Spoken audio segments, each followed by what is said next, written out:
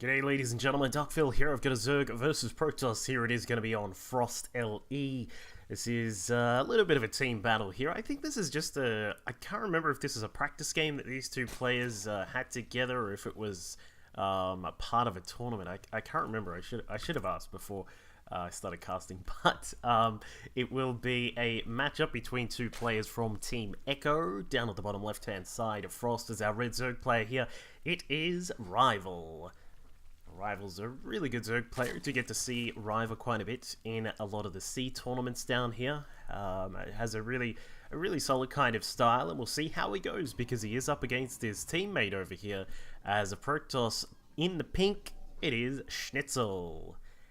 And Schnitzel, do get to see a bit of Schnitzel as well. He's also around and about. Both of these players, obviously, very highly skilled up in Masters, and I think this was on the NA server, and Rival is Grandmasters. So, yeah, we'll see how these guys go. Obviously, they'll know the ins and outs of each other, given that they do play on the same team. Probably practice a bit. As I said, I'm pretty sure this is a practice game, but I can't really remember, but this is, of course, in the new patch, so unfortunately I do not get access to the follow current selected unit key, which is really frustrating, but I'll do my best to do the best kind of observing that I can without that, but it's really cool because it's such a smooth key. But anyway, while we're sort of waiting, because we are in cross spots here on Frost, so it's probably going to be quite a while before we get any action. Make sure you are subscribing to the channel. I always do appreciate you guys when you are leaving comments, you know, whether it be feedback. I'm happy to have some feedback as long as it's some constructive criticism, or perhaps just feedback that things are looking great and looking cool. Always love to speak to you guys, and I always do try and reply back to you, especially if it's on YouTube or if you post on Facebook over on facebook.com/duckville.casting. I'll always try and reply as quickly as possible, so please do keep the interaction up, keep the engagement up. Make sure you are sharing and posting the videos anywhere you would like. You know, you can hang them out on Reddit, or maybe put them in a post on TL, or I don't know, or your personal clan forum. If I happen to do a cast of you, maybe you can go and post in there as well. But it is always good to see you guys, and hope you all are enjoying the work that I'm putting up here. We'll have a lot of SC2, we'll continue on, and of course we've got a lot of Dota 2 and Natural Selection 2, which is becoming a really interesting thing. I do like also streaming NS2, it's really fun. But hopefully you guys can catch some of that over on twitch.tv/duckvillelol. But in the meantime, as we can see, Rival's going to be picking up his third base, nice and quick here. He hasn't actually scouted his opponent, so he's the reason. What we can see here is this is, you know, your normal sort of third. We're going to grab that really quickly, presuming that our Protoss opponent is going to be going for a Forge expansion or perhaps a Gateway expand. But he is also going to grab that gas really quick just to make sure he can pick up a little bit of gas, get his speed up just in case there is a like a gateway expansion. Because of course when the Protoss does a gateway expansion, they will be able to put a little bit more pressure on faster because the cyber is normally up by this time and you've normally started researching your warp gate tech. So this is when you take a third base really quickly as a Zerg, you need to be prepared for that by having some speedlings out. You need to have extra queens if possible, and also possibly be heading towards the roach tech as well to make sure you can deflect things like 4 gates and smaller style 3 gate attacks and stuff like that, because they can ruin your day. So Rival's going to play out that kind of style for the moment, just making sure that all his I's are dotted and his T's are crossed. There's the metabolic boost now starting up. The PvZ matchup has been one which has generally seen a little bit of trouble for Zerg players lately. Of course, we do see things like Stargates coming up quickly. Protoss players love to pick up their third base really quickly. Of course, Naniwa has been sort of, I guess, partially pioneering the style of getting a lot of Void Rays out really quickly and just keeping the micro up to try and keep them alive when you are facing off against an opponent who goes for Hydras really quickly. Old school builds like Hydra Ling timings to try and kill off a third do make their appearances every now and then, but aren't as popular anymore. We often see Zerg players just sort of getting their economy in shape, heading up towards Roach Hydra, preparing for mid-game, doing what they can there if they can try and kill off their opponent, whether it be with mutas or with timings on Roach Hydra and things like that. Then that's all well and good, but of course a lot of the time it does turn into Swarm Host late in the game where Zerg is just, there's no real other way to deal with the Protoss because of the power of Colossi, the Void Rays as well, things like Tempest, and even every now and then I do see the odd carrier come out. It's been really interesting to see that carriers have started to make a little bit more of an appearance these days, but it is quite often that you do get those long drawn out games with Swarm Host, a lot of static defense. We'll look for, we'll keep an eye on what Rival is up to, because of course as you, when you do start to move into mid-game, that's when the Zerg has to make the decision. Am I going to go along that path, or am I going to try out something a little bit more funky and, you know, go for some Ultras, or perhaps some, maybe even be crazy and get some Broodlords? It's quite interesting to see that, you know, we went from a period of time in Wings of Liberty where, you know, you would say, who gets Ultras ever? And, you know, it'd always just be Broodlords, and now it's kind of the other way around. You see Ultras quite a lot more than you do see Broodlords, just simply because, you know, Broodlords are easily dealt with by Void Rays, by Tempest as well, and, I mean, it's a lot harder to utilize them, given that there is now the Tempest hard counter. So Zerg players are trying to adapt things. Of course, we have seen a couple of patches recently which have looked to try and just nerf the Protoss a little bit, dealing with things like the Mothership Core, which does provide the Protoss with a very, very powerful early game tool, not only for the Photon Overcharge, but also for recalls and, you know, the Time Warp as well, which is very powerful, not to mention the simple fact that it's a very strong unit. It can float about, doesn't get hit by Lings, can lay down a, you know, a few shots to try and kill off some Lings, but as we speak, I'm not sure what exactly Schnitzel is up to. He's sort of just sitting there and just saying, yeah, that's cool, there's some Lings there. He's just going to sit back on this base for the moment, it looks like, and he is going to just make sure that the third is protected. We did pick up a third base at the 7-minute mark for our Zerg player there. A couple of force fields being thrown down. Rival just trying to draw out a little bit of, you know, a little bit of energy there on these sentries. If he can pick up a sentry, that'd be great, but it's unlikely at this point he is going to, given that there are a couple of Zealots here, and with some good micro, this Zealot should stay alive. Like he is going to fall back just for the moment. But all this time has gone by and Rival has been beefing up his economy, sitting on 68 drones. It's a really nice total right here. What we'll probably see, yeah, there they are. The upgrades are going to start to come out very soon. Our Roach Warren is done. We don't have any sort of extra upgrades coming out just as of yet. We're going to save some gas, crank out probably Missile and Carapace in just a second here. And in fact, wow, he's going straight to Swarm Host. We've just decided it's go time. We're going straight to the Infestation Pit, picking up the Enduring Locusts upgrade, and we're just going to go straight into what is effectively, we're not going to be wasting any time. We're just going to go straight into mid-game here, and it'll possibly lead us straight into late game as well, given that the creep spread has already started from Rival. One big thing which I always do advocate, if you are going to play a Swarm Host style, try and get the creep spread out there. It's amazing. Like, some people talk about how if you have one Colossus, it's really good. If you have two Colossus, it's amazing, because the Colossi, you know, they just sort of double up their damage and just start being really, really badass at that point. It's the same with Swarm Host. If you have some creep spread, it extends the range of those locusts, and also it just gives you a little bit more mobility if you need to move your locusts. Sorry, if you need to move your Swarm Host, because they're just a little bit faster. As you can see, they sort of plot around like Jabba the Hutt, and they're not exactly too fast at this point.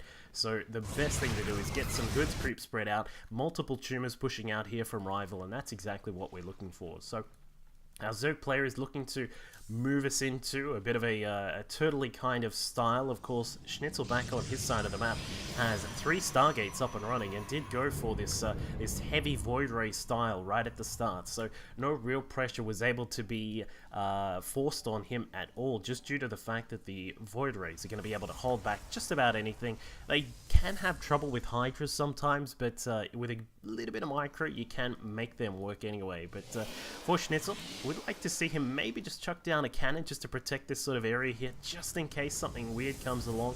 But just in terms of what he's been looking at, he's got a Phoenix just floating about. We'll see all of those swarm hosts that are now coming about. We've got 2 robos on the way to make sure that he does have Colossus production available to try and kill off the locusts and the swarm hosts that are coming along the map right now. But he will send in some proxy zealots here just to try and get some damage done. They've got their charge. They do have +1 on their weapons, but it's not enough to deal with the Hydras. They will go down, but after taking care of a couple of units there, not to mention killing off one of the spine crawlers here, and Rival says, alright, you're going to do that kind of stuff. I'm going to be prepared for that by having a lot of spine crawlers prepared, a lot of static defense, and this is going to be a bit of a side of what we're going to move into right here, as Rival now has his 4th base operational. He's got 92 drones. It's a little bit more than you would want, but I mean, at this point of the game where we're looking to play a kind of a slow turtley style, I feel that's okay. One thing that we would like to see is that hive coming along. Oh, there you go. Right on time. He starts up the hive. We've got a Spire on the way, and for Rival, taking his 5th base is going to be one of his next little issues. He wants to be able to get that extra little bit of gas and mineral income, as he is going to start to push these locusts forward and try and get what damage he can on his opponent's 4th base. A couple of storms will be thrown out here by the Templar, but we really do need to see the Colossus production start. We don't need to have a million Colossus out on the field, but just enough to hold the Locust back is a really good idea here. And given that there are already a decent total, there's 14 out on the map alongside the 24 Hydras that are here. Where is the creep spread? Alright, it's slowly coming forwards. But you do need those Colossi to try and deal with all the units, but Schnitzel has somehow wound his way forwards. He's going to throw down storms all over the swarm hosts here. A couple of the Templar will also be killed off. 2 of the swarm hosts, or 3, or how many was it? Oh, actually 4 of the swarm hosts were killed off there. So they do fall down, and it will reduce some of the pressure for now, but it's still not enough to hold back that swarm of locusts that will be continually pushing forwards. Speaking of swarming units, Schnitzel has again sent some of these zealots through. We can have...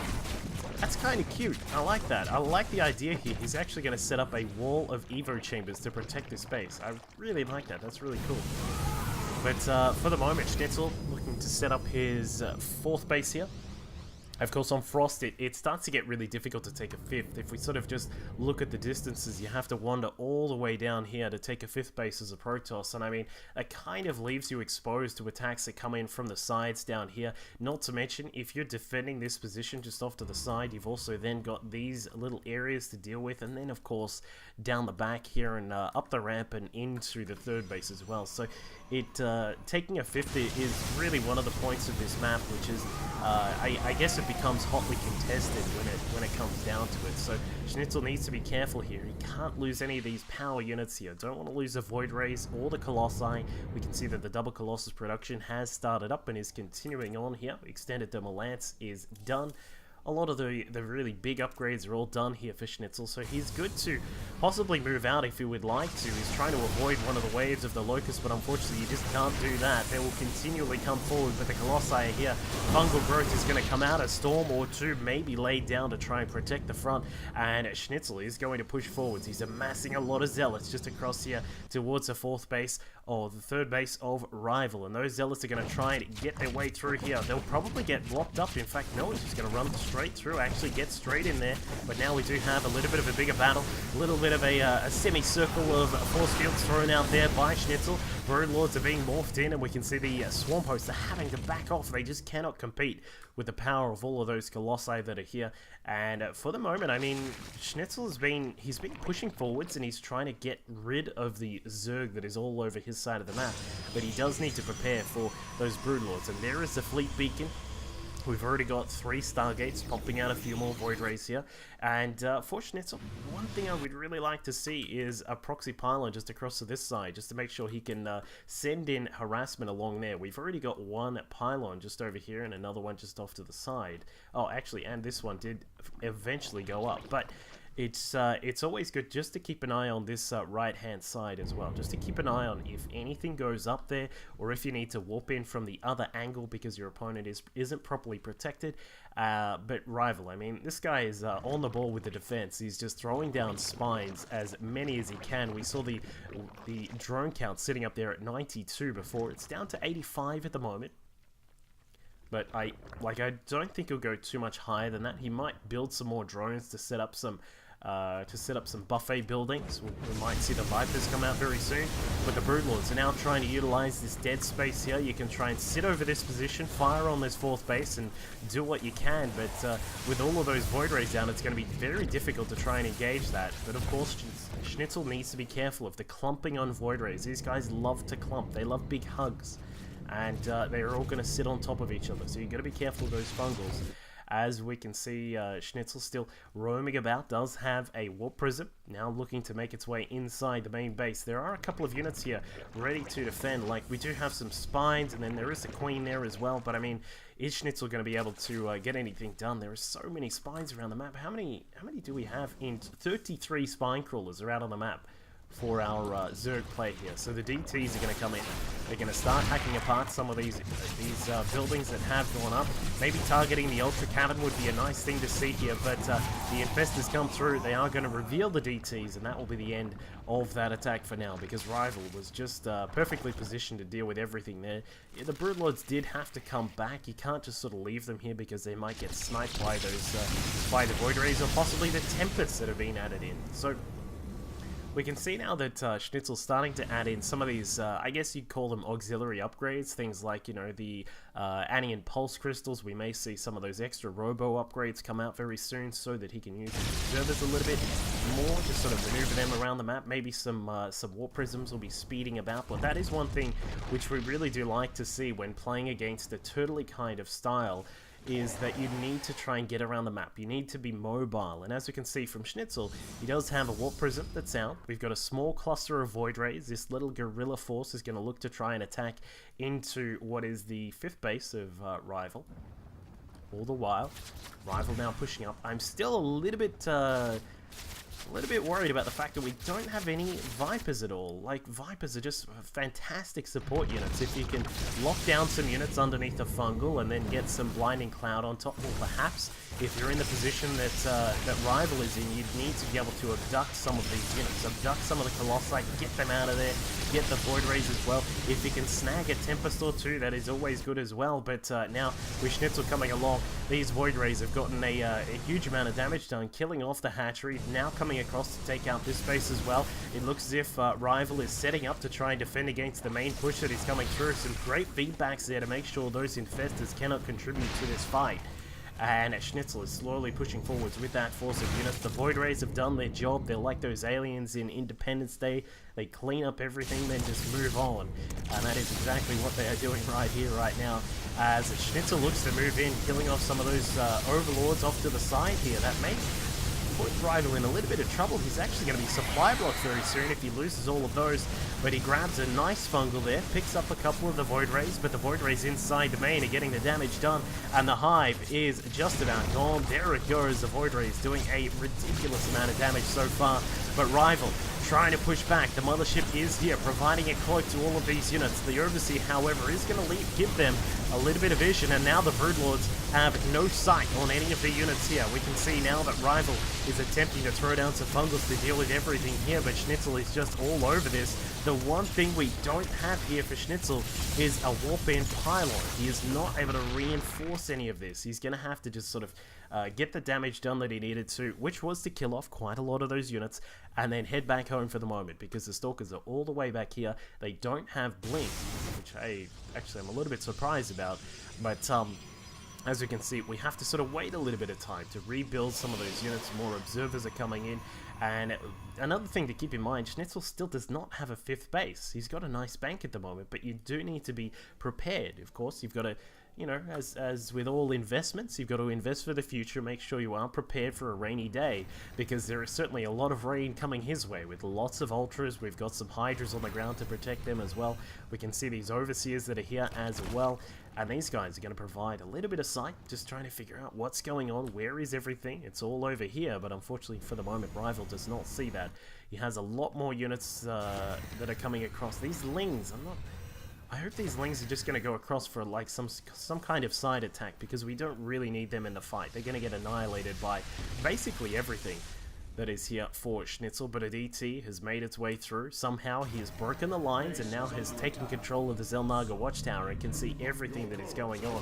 We can see some Hydras, a couple of the Ultras are also here as well, just trying to pick away at the third base. Schnitzel not taking the bait, sticks around his own fourth base for now and is going to be moving into position to try and capitalize on his opponent's strategic position here, but I mean, while all this is going on, DTs are constantly roaming around, some Zealots are there as well.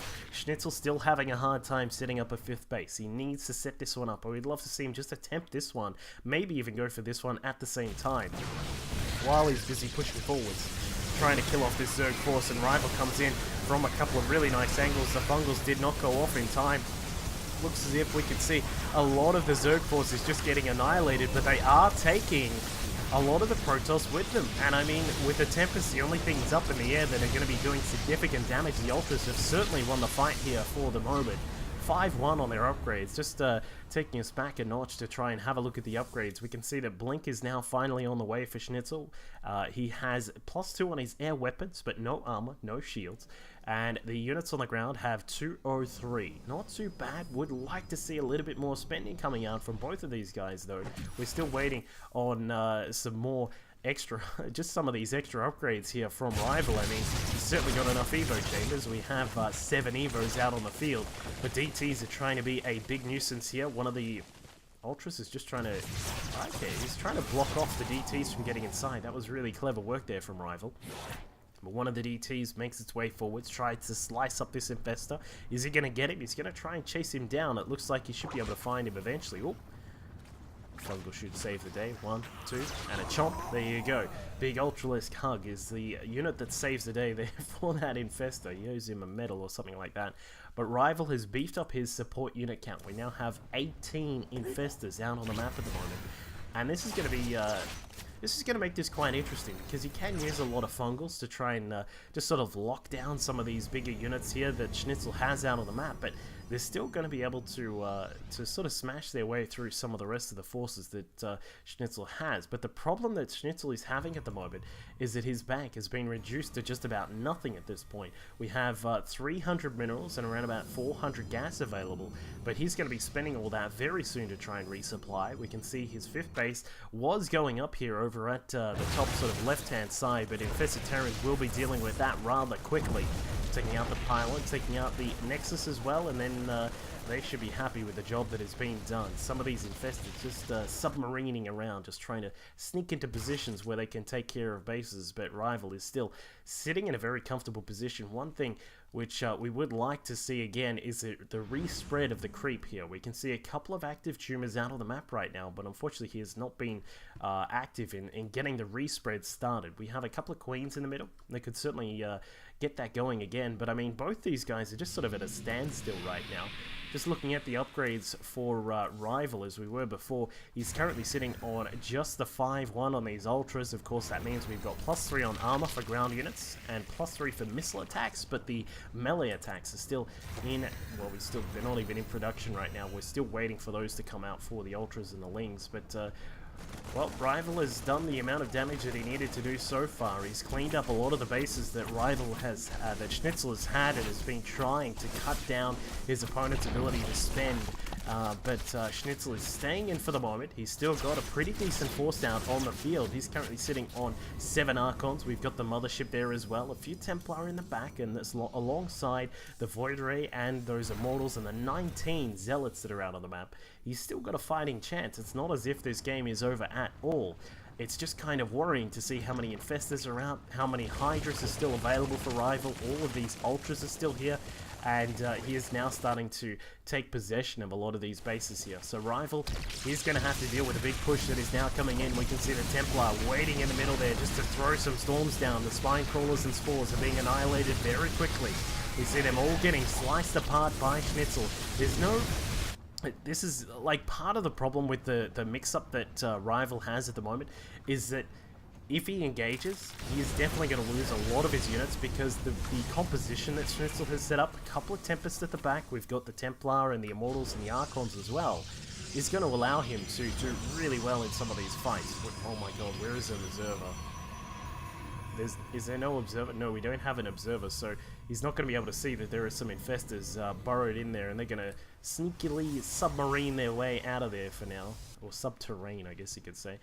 But Rival still has a pretty good situation here. I do kind of feel like Rival's in front at the moment. He's just going to be very careful, because any of these fights that he takes, if he loses the Infestors, I would say this is all over Red Rover, because it means that he's not going to have the lockdown, the Infested Terrans and those kinds of things. These Broodlords are going to get torn apart by those Tempests up in the air. Because Schnitzel does have that +2, these Tempests are going to be doing 90 damage to the massive air units of Rival. So as I said, I do kind of feel like Rival's in a good position, but if Schnitzel can set this base up, just get some extra income coming through, then he's in a nice spot. And Rival, I mean, he's also still struggling with a little bit of economy right now. We can see that our Zerg player is dealing with some random little satellite attacks out on the map here. Just a few Zealots and DTs wandering their way around. Rival now trying to set up another base. He's only got 35 Harvesters right now.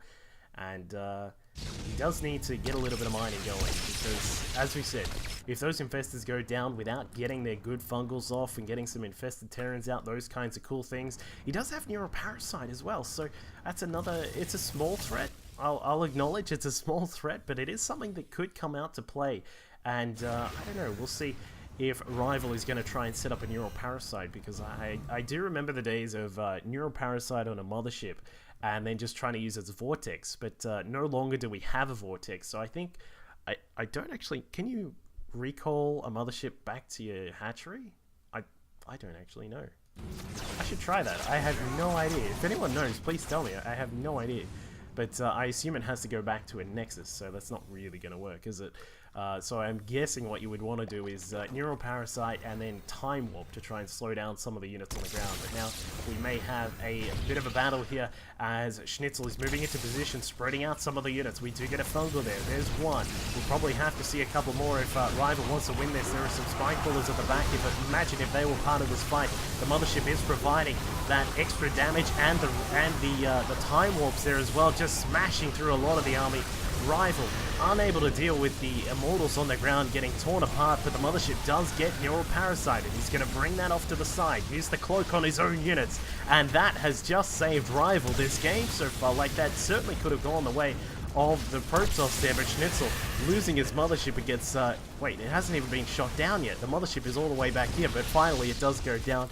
The Infested Terrans are the ones to deal with that. Imagine that. Some Terrans killing off the Protoss Mothership. But Rival...